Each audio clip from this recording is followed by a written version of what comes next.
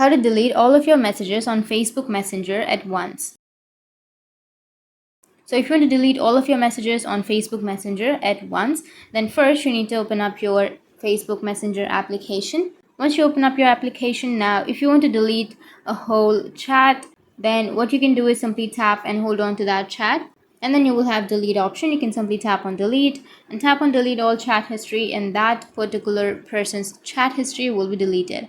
But if you want to delete all of your messages, like everything, all of these, then we don't have that option, but we can go with the upper left, which has that 3 bar icon. Go with settings, under settings scroll down and go with report a technical problem, and then tap on report anyway, and you can include or don't include. I'll be choosing don't include, and it will take some time to create a report. And once you're here on the report a problem page, you need to simply write to the Facebook Messenger team that I want to delete all of my messages on Facebook Messenger all at once, so please help me with that problem. And once you've written, you just need to simply go with send, which is on the upper right, and once you've sent, it will give you some tips, or it will give you some help on how you can delete all of your messages. So that's it, and if you have any questions, feel free to comment below. Thanks for watching.